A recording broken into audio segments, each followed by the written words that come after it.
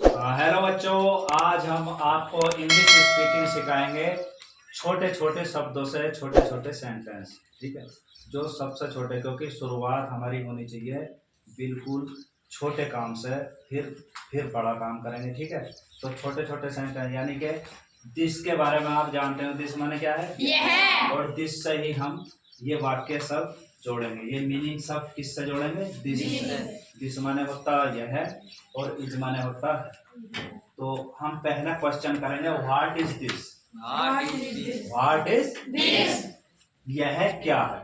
यह क्या है। यानी कि किसी ने हमसे पूछा व्हाट इज दिस, यह क्या है, यह क्या है। तो हम क्या उत्तर देंगे, this is a. This is a, यह है एक, यह है एक। कुछ भी रख देंगे इसमें, कोई भी मीनिंग, यानी कि टेबल रख दिया हमने, तो क्या हुआ, this is a table. This is table. फिर हमने यानी कि चेयर माने कुर्सी है, नहीं तो ये क्या होगा, दिस इज ए टेबल, यह एक मेज है, यह एक मेज है। फिर हमने चेयर कह दिया, this is a chair, this is chair. यह एक कुर्सी है। यह एक इसी कुर्सी। तरह से मैंगो, मैंगो मीन्स आम, कैट मीन्स बिल्ली, बैट मीन्स बल्ला होता है, डॉग मीन्स कुत्ता, हॉर्स मीन्स घोड़ा, रोज मीन्स गुलाब, लोटस मीन्स कमल का फूल, लिली मीन्स कुमुदनी का फूल होता है, और बीच मीन्स कुतिया, मेयर मीन्स घोड़ी, पीकॉक मीन्स मोर, पीहैन मीन्स मोरनी। देखो पीकॉक कैसा बना, पी माने मटर, कोक माने मुर्गा, मटर मुर्गा मिला दो तो पीकॉक मोर हो गया, और मटर और मुर्गी मिला दो पी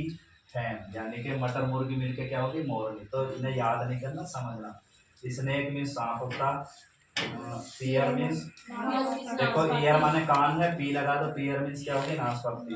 बियर, देखो ईयर से बना, बी लगा देंगे तो बियर माने भालू होता, और क्या होता, सहन करना भी होता है। डियर माने तुम्हें पता ही है, हिरन है। बफेलो मीन्स भैंस, टाइगर चीता, पिजन मीन्स कबूतर, पैरट मीन्स तोता, और हाउस माने मकान होता है, और होम माने होम हमारा वो मकान होता है जिसमें हम फैमिली रहती है। हाउस हमारे कितने भी हो सकते हैं, हाउस हम खरीद सकते हैं, बेच सकते हैं, हमारे दिल्ली लंदन कहीं भी हो सकते हैं।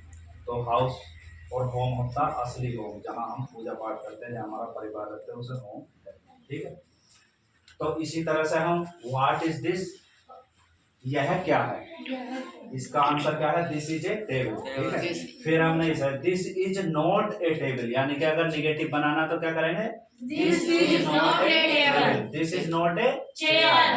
This is not a mango. फिर हमने ये क्वेश्चन वर्ड से देखो, इज यानी कि हेल्पिंग वर्ब, या इसकी इसमें तो हेल्पिंग वर्ब नहीं है, ये लिंकिंग वर्ब है। Is this A, is this a table, इसका अर्थ होगा क्या यह एक मेज है। इज दिस ए टेबल का क्या अर्थ हुआ, क्या यह एक मेज है। इज दिस ए चेयर, क्या यह एक कुर्सी है। इज दिस ए मैंगो, क्या यह काम है, क्या यह काम है।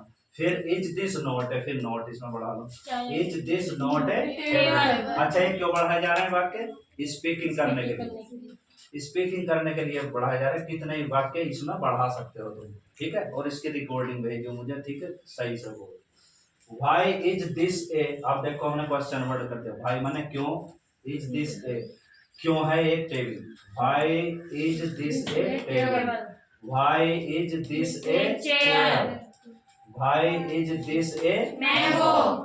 और फिर नोट लगाना, why is this not a table, why is this not a chair. ठीक है, अब ये आ जाओ, हुज टेबल इज दिस।